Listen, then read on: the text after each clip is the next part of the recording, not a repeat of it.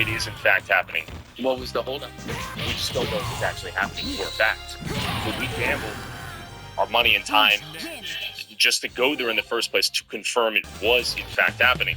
Because maybe they stopped doing it. Our guide Vivek, this Indian guy, is from New Delhi, capital of India.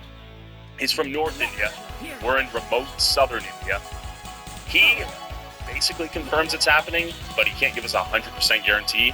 So we allot a day to go scout ourselves and confirm the poop will in fact fly. We go there with Vivek, my cultural guide, translator, and his buddy Simon. He speaks the local dialect of Kannada, which is spoken in this area in the state of Karnataka in southern India. Man. Keep in mind, India speaks a bunch of languages. He can pull up the exact number. And English is the binding glue that allows all of India to communicate, surprisingly. You think it's Hindi, but Vivek, he was telling me that English is the sort of binding glue in terms of communication because there's so many languages that play. I mean, I get a lot of phone calls to prove that point. I'm just saying. Yeah.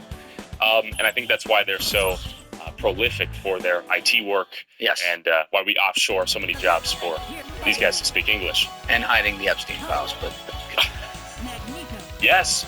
Oh my God. we'll get to that. Yeah. There's so much to unpack here. Long story short, we show up a day before the festival to make sure the poop is there, this event is happening, that it's real, it's not fake news. We confirm it is real. They're like, yup, it's happening tomorrow. You're more than welcome to participate. They're super welcoming. They're very hospitable, very kind people. They were. They're awesome. Yeah. They're cool. Yeah. I rock with them. It was in stark contrast to if you were to visit New Delhi or Mumbai. This is densely populated, metropolitan experience, ton of people, loud, sort of New York vibes, if you will, but Indian version. It's night and day difference. This was calm, remote village in the south of India. They say, yep, it's happening. You can be a part of it. Basically, let's have some fun. So I show up the next day. I partake in the festival. I immerse myself knee deep, shit deep. Yeah, you didn't even wear, like, you wore a dude. Yeah. Would you pull it? We can't show the video. Get demonetized and reported. But, like, just pause it right there. Yeah. You're wearing a hazmat suit, Yeah. but your face is outside of the eyes, totally exposed. Your hands and feet are completely exposed. It's almost like you might as well have just not even worn the suit. Might as well have taken my shirt off, Yeah, that's what got I'm naked. saying.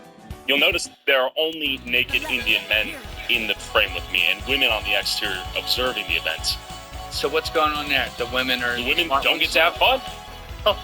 As it relates to this festival, they get to participate in the logistics, the collection of the dung, the poop, but they don't get to throw the poop at the men or get in the dog pile here. Now, Only men. why are they doing this again? What's the... Yeah. It has to do with Trying to give you religion? some religious context. Yeah. So they believe in a god by the name of Swami. This god was born from a pile of cow poop, as the legends say. Born. It spawned from the cow dung, the cow poop. Julian, this is real. And this god is a manifestation of Shiva, the god of destruction and regeneration. Something like that. I'm not a Hindu mythological expert, Hindu religious expert. Fact check me on that. Vireshwara Swami, manifestation of Shiva. Okay? So, they believe the cow poop has healing, sanctifying, and purifying elements. So if you rub it in your skin, it will heal you. By celebrating this event, some of your dreams might come true. All good stuff will happen if you rub yourself in it. Literally. So there are healing elements. If you rub yourself with the poop, if you have open wounds or acne, for instance, that'll go away. But they told me they don't even have to worry about that because they've been doing it every year. So they don't even have these skin issues. They've been rubbing themselves in the poop every year. Get a good look at the skin. I saw some acne. That's the problem I have with it. Yeah. But the poop rabbit hole goes even deeper as relates to Hinduism. There's another goddess by the name of Lakshmi. Lakshmi, as the mythology says, was... Oh, man, I gotta... Oh, it's tough. You're doing well. I'm trying, man. This is tough because I want to have, respect for Hinduism to some extent, but this is really tough for me to explain this because it doesn't make sense to me. But I'm going to try my best. Lakshmi needed a place to stay. So the cows offered her their cow dung and their piss for her to live in. So,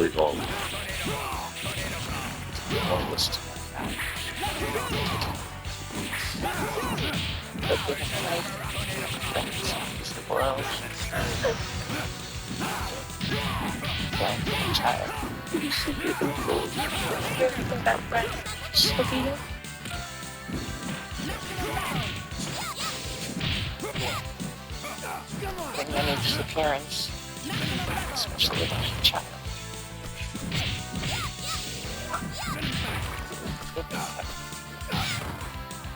for her to live in.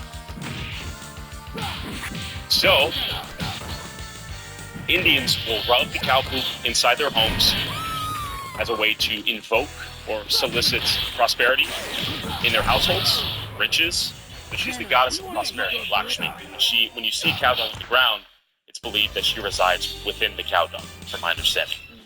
So Indians historically, and I think to some extent still right now, will use cow poop to insulate the interior of their homes as insect repellents, and it's just a material to build their homes with. How old is this tradition? Like how? The locals told me a couple hundred years. Oh, that's actually Kind of young. You can't really defend that, right? it's harder to defend. It's about as old as our country, the United States. Like, this isn't like as ancient as I thought it was. They're like, some said 100 years, some said 300. So we're going to give them the benefit of the doubt and say 300 years. Okay. Or more. That makes the story more understandable. But that's not that old. No. So how are we still here, right? How are we at this point? I don't know. But they love the cows. The cows are seen as this benevolent, generous, holy-like cattle or livestock that brings life to the community, because obviously they give you milk, which you can turn into food products you can consume, eat your calories, you can subsist off the cow. So it's like a major crime, from my understanding, to kill a cow in India. Oh, that part makes sense. Sure. Yeah, and I think part of this is like, it sounds objectively crazy to do something like Correct. anything along the lines of this to pretty much anyone who doesn't live in this place. Well, it also defies modern medical science, right? Of course, because I was just going to ask you, like, are there any studies to back the claims that they make about the health benefits? So, they claim there are studies that exist. They claim there is irrefutable scientific evidence that suggests consuming cow poop in small amounts reduces or prevents the chances of you contracting cancer, for instance. Many rural Indians will in fact tell you that this cow poop is a panacea, a cure-all for various diseases. You have any chronic pain, any issues that you're doing? I had an issue for eosinophilic asthma. Okay, I don't know what that is. Could that have But it solved? doesn't matter. We can give you some couch. You eat a little bit every day, you'll probably be good, bro. Like, it ain't that difficult. It's not that complicated. I should have just done that, Deep. I would have saved myself fucking pain. We're overcomplicating it. I guess so. Where are we headed with this? Okay, in 2020, there is widespread interest in India by the government to propose a study by the Department of Science and Technology to research the medicinal benefits of cow poop. So they wanted to launch a study, but Indian scientists, they signed a large petition. A large quantity of Indian scientists were like, don't do this, guys. This is a waste of resources. This defies our understanding of science. All right, buckle up, because this is one of my favorite strange but true rabbit holes. There's actually a working theory, a legit anthropological theory, that Santa Claus may have been inspired by a psychedelic mushroom shaman. I know. You've probably heard this one before, but I got something cool to offer you in combination with this working theory. Those red and white Christmas colors, those flying reindeer, the jolly mood, they all trace back to Amanita muscaria, bright red mushroom with white spots, as seen in Mario, Alice in Wonderland, Christmas art, everywhere. And here's the crazy thing. That mushroom isn't just symbolic. At the right dose, Amanita muscaria can actually give you this warm, jolly, euphoric feeling and enhance your sleep instead of destroying it like alcohol does. It's completely legal in almost every state, totally non-addictive, and people have been using it for thousands of years for relaxation, vivid dreams, calm, and these gentle, feel-good, psychoactive effects. This thing has been hiding in plain sight your entire life. And the folks leading the charge on bringing the mushroom back into the mainstream are Amintara. They're the largest and most trusted Amanita muscaria supplier in the U.S. With over 45,000 customers, they're doing it the right way, ethically, sustainably, and with high quality. So look, whether Santa was tripping on mushrooms or acting as some ancient shamanic symbol, that part is still debated. But what's not debated is you can tap into the spirit of that Christmas mushroom yourself this holiday season, legally, safely, without destroying your sleep or your next morning. So go to amintara.com/go/Julian. That link is in my description below. Once again, that's amintara.com/go/Julian, and use code JD22 at checkout for 22% off your first order. Again, that's code JD22 for 22% off your first order. Much love and happy holidays. I thought you were That's real, right? I thought you were going to say it's for COVID. I was like, Okay. COVID as well. During COVID, they were smearing themselves. This is all real, man. God. During COVID, they were smearing themselves in cow poop as a means of destroying COVID in their bodies. And they're also doing something called cow dung therapy, where they would burn the cow dung, you would ingest it, and this led to black fungus epidemic that spread throughout India because the fungal spores were within the cow dung that then proliferated themselves throughout India that caused a massive black fungus epidemic, which is like a 54% chance of mortality. Oh my God. So all of these unintended consequences from these misunderstandings of medicinal benefits of cow poop. But what I'm a doctor. I only graduated high school. Well, shout out to the rest of the country for saying this shit's crazy. Exactly, right? You know what I mean? Obviously, disclaimer, not every Indian believes this, but this is Like 2 of them. Don't need superpowers to keep your family safe these days. All you need is malware. Built by experts and designed to help me and my not-so-careful family. Malware bites is powerful. Is it really hero work? Sometimes it feels that way. Oof, saved me again. Anytime. All right, you're being a little bit too generous, Ruben.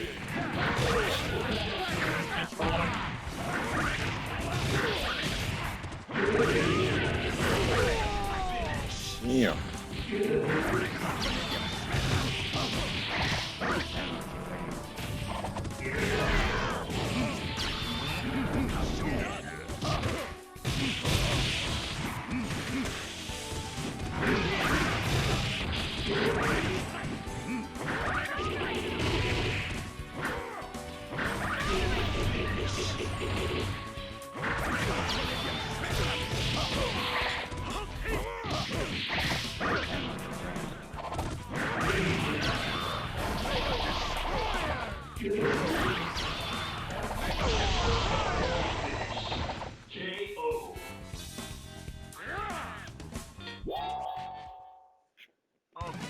You're being a little bit too generous, man. More than 2, more than 5, a lot. It's all right. When we say a lot, we're talking 100. It seemed like this town was like a few hundred deep. Yeah, I think the village is maybe no more or less than no more than 1,000, 2,000. Right. Okay. A few visitors. So that's from about it's a small who village. believes it. Yes, in this particular village, the myth of this god originating from the cow poop, it's localized to this village. To your point, this is not a widespread tradition in India. It's a disclaimer. It's all of India. We love you. It's an attack on India. It's localized to one village. Right. Yes. Did you keep a straight face the whole time? He's a respectful guy.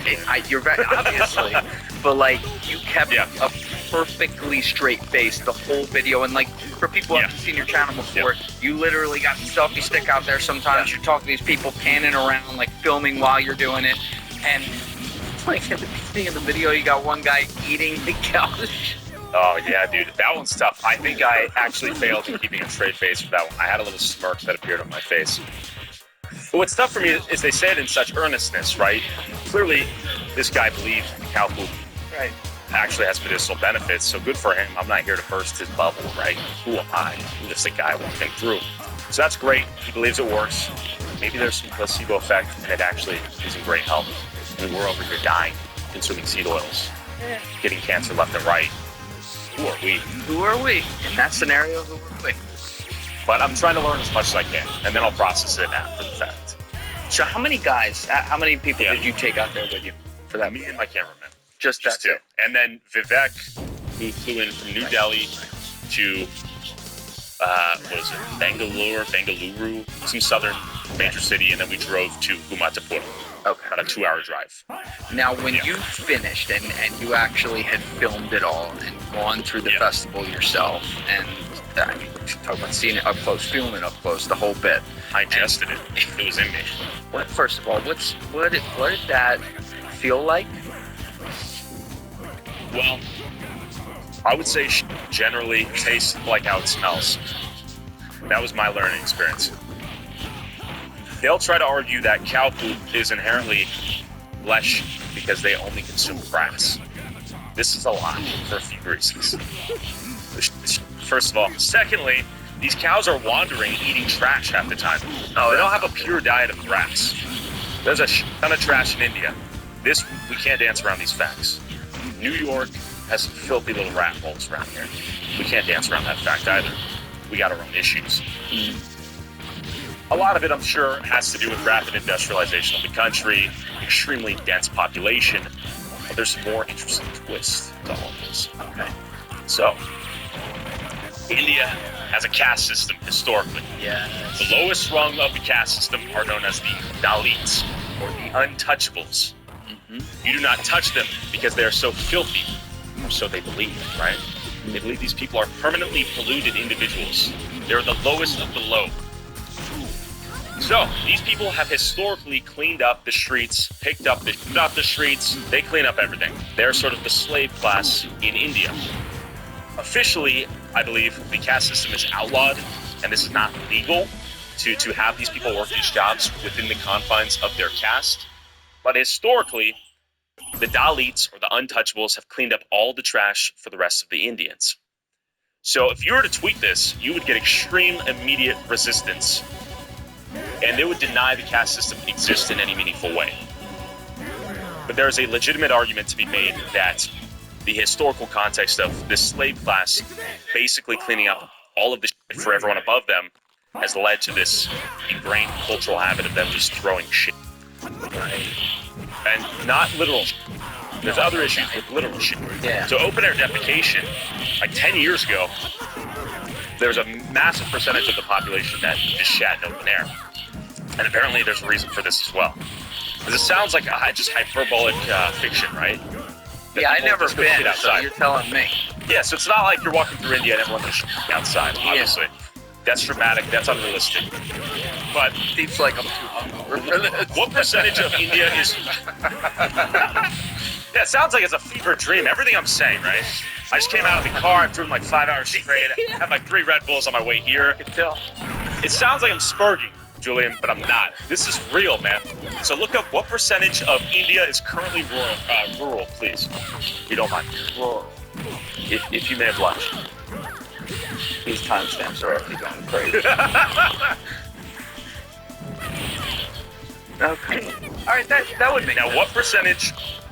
Okay, so 65% of what 1.45 billion is what 840 million people? Yeah, Give or take. That, right? Graduated high school. Yeah, I was gonna say you got a little Alan fucking from the Hangover thing going. It's a lot of people, right? A shit ton of people. That's 2 times what? The United States? Yeah, that's more than. With what? Like the 400, the rural. 400 million Yes, people in this yeah, country, we something have like that? 350. 350? Yeah, Okay, let's say double the United States' rural Indians. Right. Okay, what percentage of rural Indians defecate in open air? We're going down a rabbit hole here, but it's a good time, right? We're gonna be in the New York Post before. Yeah.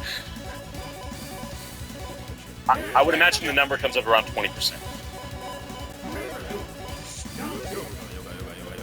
The way of the samurai. Maintain balance.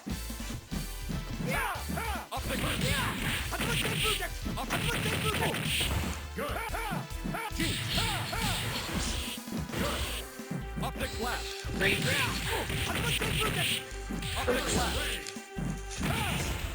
Honor. Loyalty.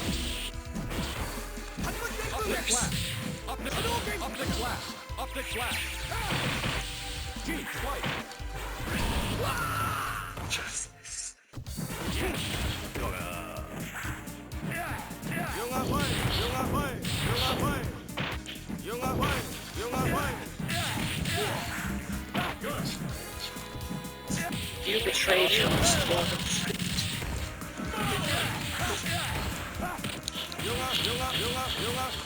Unraveled. All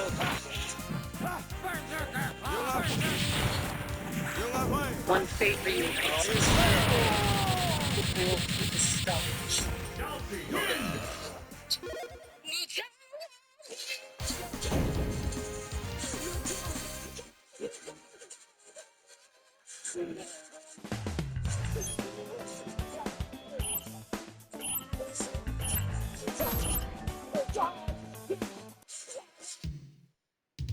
70% according to the HWO and UNICEF.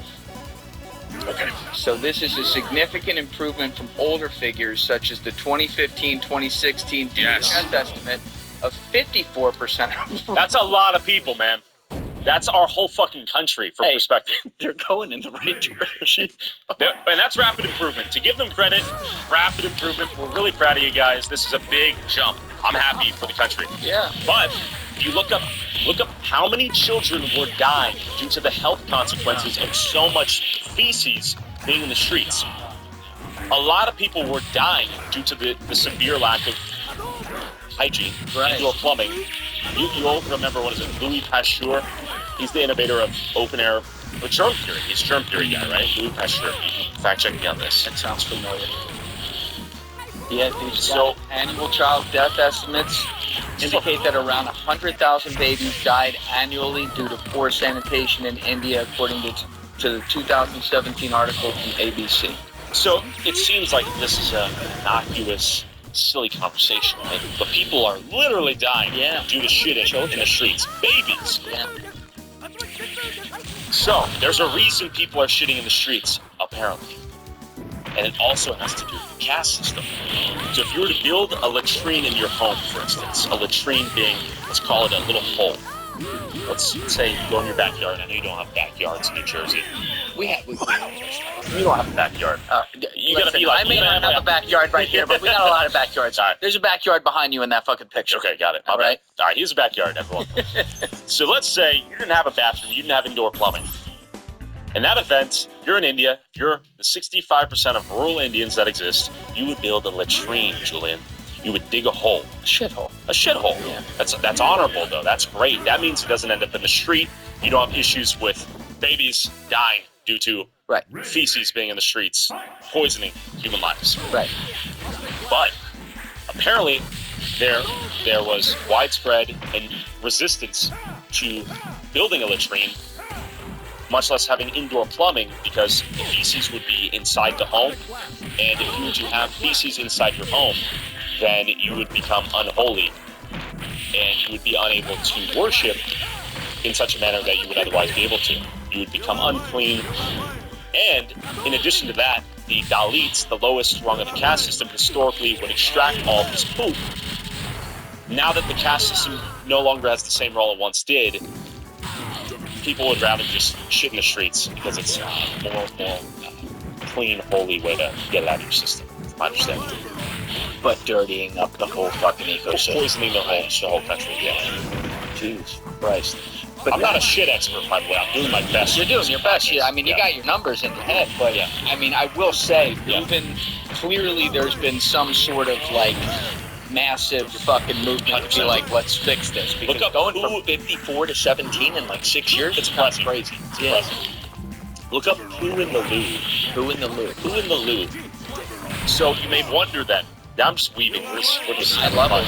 Yeah, well, that's what we do. So you may wonder, if you take a people who culturally have a practice of shitting in the streets, what might happen if you import them en masse to other countries? Let's say Great Britain. So let's look up Great Britain Poo in the Loo. This was a government campaign to incentivize people to poop in the toilet.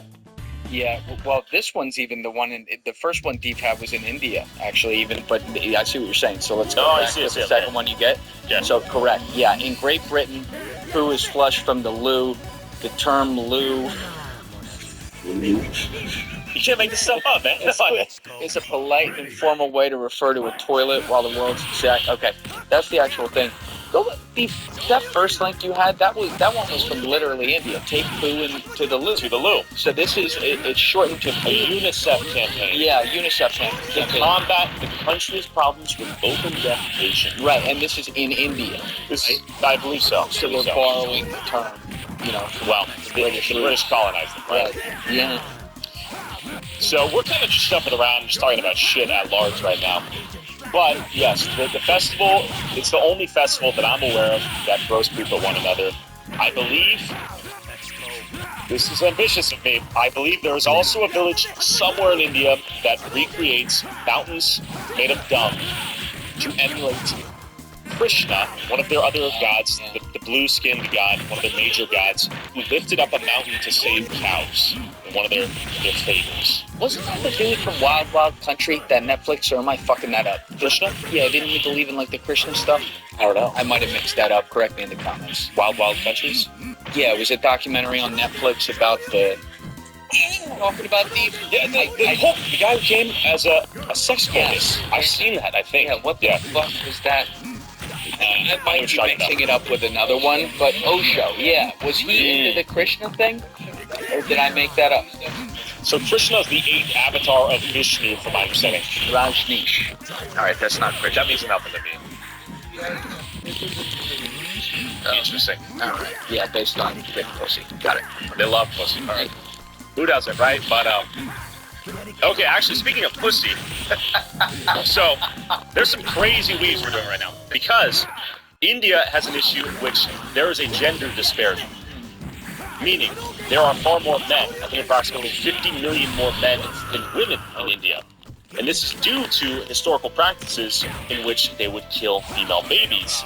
Because if you live in a world where there is a dowry system, and you as a father need to practically pay another family in the form of a dowry to receive your daughter as the wife of your son, let's say, who is now her husband, then there is a cost to having a daughter. So, if you're a family and you want to build wealth, what's the best thing to do? Butterburger Buffalo Ranch Chicken Strip Sandwich is back. More chicken strips, Monterey Jack, Buffalo, and ranch saucy goodness. We had to go wide. Have a son. Yeah. You don't want to have a daughter.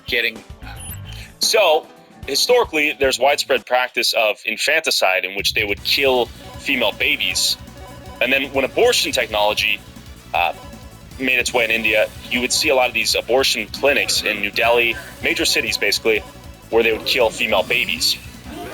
So now you're left with disproportionately more men than women.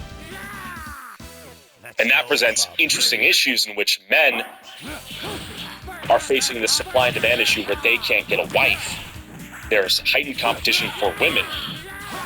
There's arguably sexual aggression, right? If we were to put a bunch of mice in a cage and there were 3-to-2 ratio of men to women, sure, the men would probably start ripping each other's heads off to secure one of those women. Yeah.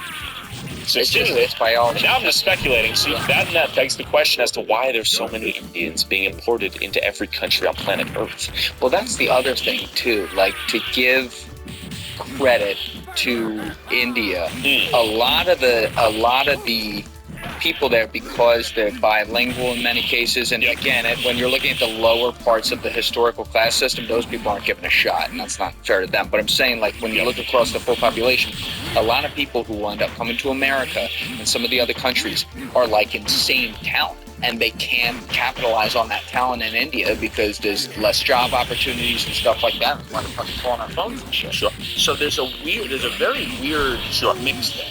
I 100% agree with you that there are many people in India, countless, who have been not given the same opportunity perhaps you and I have been to maximize the quality of their lives. And they're in legitimate competition with over 1 billion people in their country. It's a massive country, but a ton of people. That sucks. Sorry, guys. With that being said, is that to say we are then to throw away the fabric of Western civilization to accommodate a few Indians who have been fucked over by some historical caste system in their own country? I would say no. No, I don't think you do. But it does suck for them. I feel bad. Absolutely. I think But not bad enough to sacrifice the future of America. 100%. 100%. That's what I would say.